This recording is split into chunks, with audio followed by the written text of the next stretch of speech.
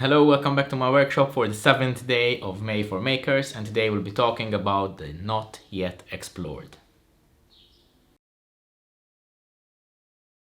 Today we're dealing with the not yet explored. To me that means it's about a skill or a technique or a craft which I have not yet done in my life, and it's something that I would really wish to get into. But before we get to that, I have to show you something. This is a straight razor. It's a traditional straight razor. It is hand forged, so it's not one of those store-bought ones.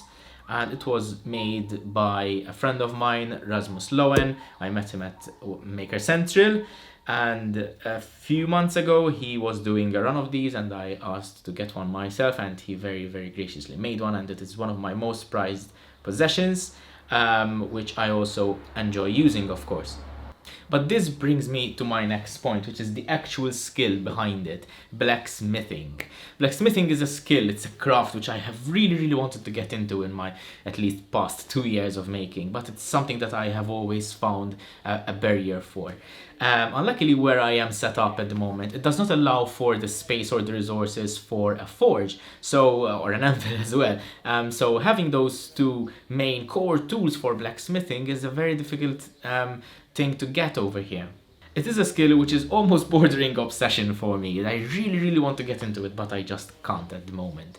I've read books about blacksmithing, several of them in fact. I've watched an endless number of videos, especially Alex Steele and Torbjörn Amann. I even watched my friends make these kinds of things, make blacksmithing projects, and it's such a cool thing to really get into. I think the actual technique to shape metal, in at least in a very traditional way, is something that really fascinated me.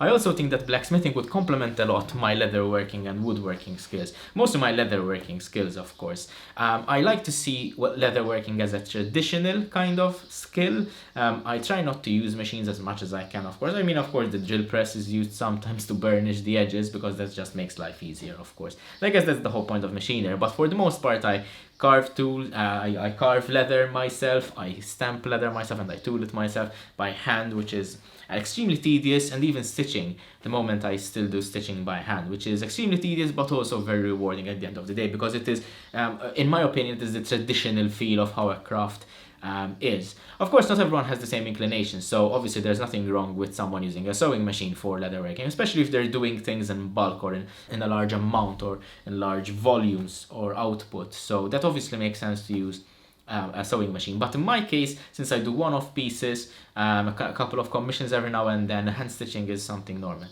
something which I'm very comfortable with, and something which to me appeals in a traditional sense. And blacksmithing is the same thing, in my opinion. I mean, power hammers are cool and all, but I think there's nothing like the feel of hand forging, hammering a piece of steel on an anvil by hand.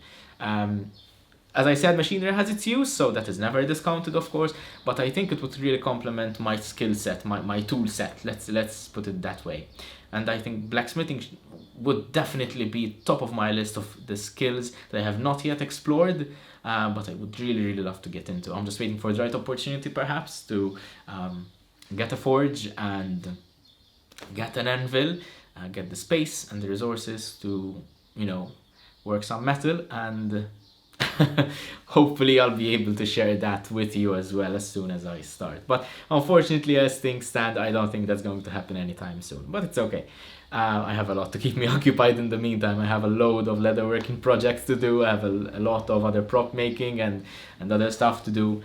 But yeah, blacksmithing has definitely got to be my number one top choice for a skill that I would like to get into, but I have not yet explored.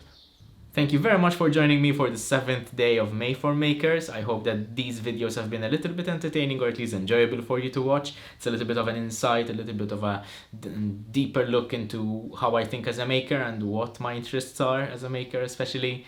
And I would just like to take a moment to thank Priscilla and Luke from P&L Smithed, who have come up with this very interesting challenge. I will see you tomorrow for the 8th day of May for Makers, and as always, stay safe and keep making.